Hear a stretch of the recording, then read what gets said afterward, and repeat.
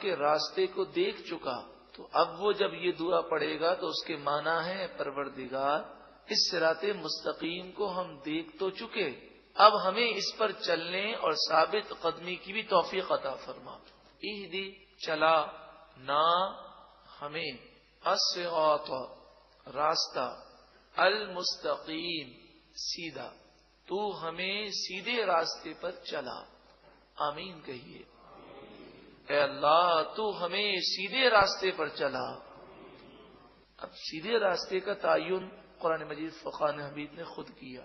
یہ بھی کہا جا سکتا تھا کہ سیدھا راستہ وہ راستہ ہے جو قرآن کا راستہ ہے، سیدھا راستہ وہ راستہ ہے جو حدیث کا راستہ ہے، لیکن قرآن مجید فقہاء حمید پر قربان جائیے، قرآن کا یہ معجزہ ہے کہ قیامت تک آنے والی تمام باتوں کو قرآن نے ذکر کر دیا۔ اللہ رب العالمین جانتا ہے کیسے لوگ پیدا ہوں گے جو قرآن کا نام لیں گے، حدیث کا نام لیں گے، لیکن وہ قرآن و حدیث کو سمجھے نہیں ہوں گے۔ قادیانی ہیں تو وہ بھی یہی کہتے ہیں ہم قرآن کو مانتے ہیں، قرآن کا نام لیتے ہیں۔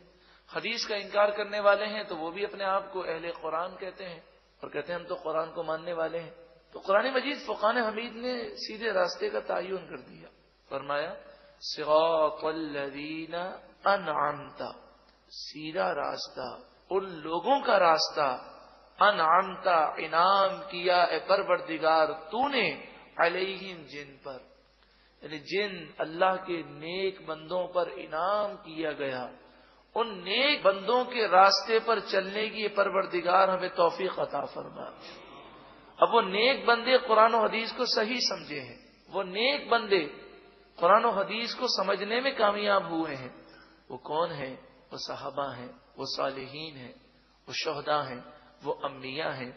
سورہ نساء آیت نمبر 69 میں انعام یافتہ لوگوں کی تفسیر بیان کی گئی، اور سب سے پاورفل تفسیر یہی ہے کہ قرآن کی تفسیر قرآن بیان کرے۔ وَمَن يُطِعِ اللَّهَ وَالرَّسُولَ، اور جو اللہ اور اس کے رسول کی اطاعت کرے، فَأُولَئِكَ مَعَ الَّذِينَ أَنْعَمَ اللَّهُ عَلَيْهِمْ، تو یہ وہ لوگ ہیں کہ ان لوگوں کے ساتھ جنت میں ہوں گے جن پر اللہ نے انعام فرمایا۔ وہ کون لوگ ہیں؟ من النبیین، انعام یافتہ لوگ انبیاء ہیں، والصدیقین اور صدیقین ہیں، والشہداء اور شہداء ہیں، والصالحین اور نیک صالح لوگ ہیں۔